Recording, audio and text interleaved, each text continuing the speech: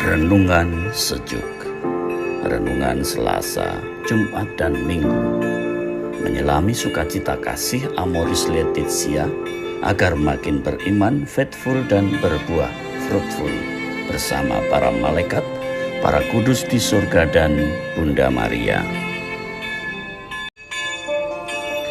Dalam nama Bapa dan Putra dan Roh Kudus. Ratu surga bersukacitalah, haleluya, sebab ia yang sudi kau kandung, haleluya, telah bangkit seperti disabdakannya, haleluya. Doakanlah kami pada Allah, haleluya. Bersukacitalah dan bergembiralah perawan Maria, haleluya, sebab Tuhan sungguh telah bangkit, haleluya. Marilah berdoa. Ya Allah, Engkau telah menggembirakan dunia dengan kebangkitan Putra-Mu Tuhan kami Yesus Kristus. Kami mohon perkenankanlah kami bersukacita dalam kehidupan kekal bersama Bundanya Perawan Maria, demi Kristus pengantara kami. Amin.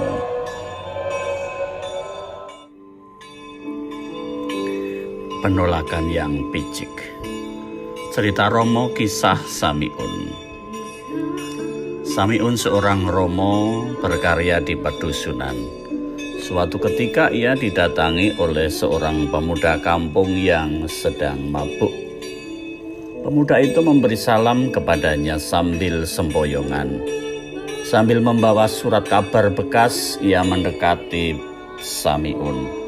Tentu saja ia terganggu dengan kehadiran pemuda itu, sementara ia sedang menyapa beberapa umat yang selesai berdoa di gereja. Maaf Romo, saya mau tanya, tahukah Romo apa yang menyebabkan sakit artritis? Dengan kurang simpati, Samiun hanya memandangi pemuda itu. Ia merasa terganggu, namun pemuda itu mengulangi lagi pertanyaannya. Dan akhirnya dengan keras ia menjawab, minuman keras menyebabkan artritis, berjudi menyebabkan artritis, merokok menyebabkan artritis, pergi ke lokalisasi menyebabkan artritis. Dan baru kemudian setelah omong banyak ia teringat dengan pertanyaan yang baru disadarinya. Mengapa engkau tanyakan hal itu?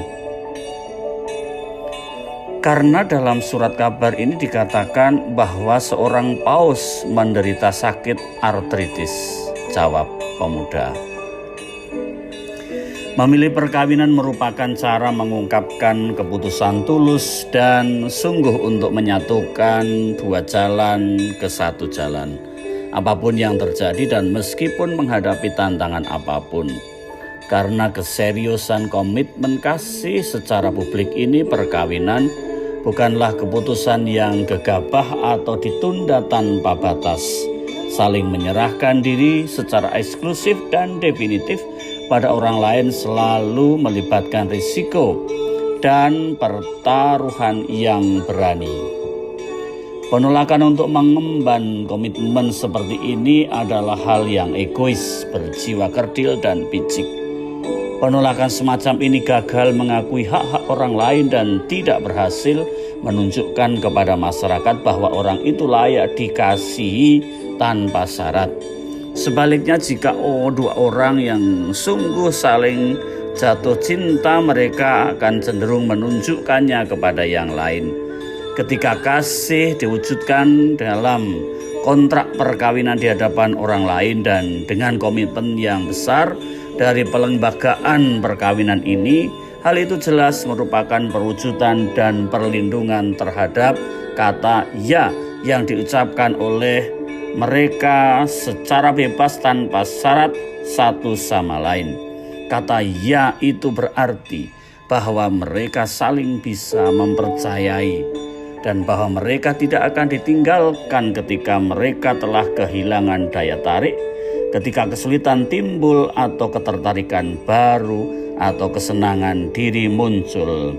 Amoris Laetitia nomor 132.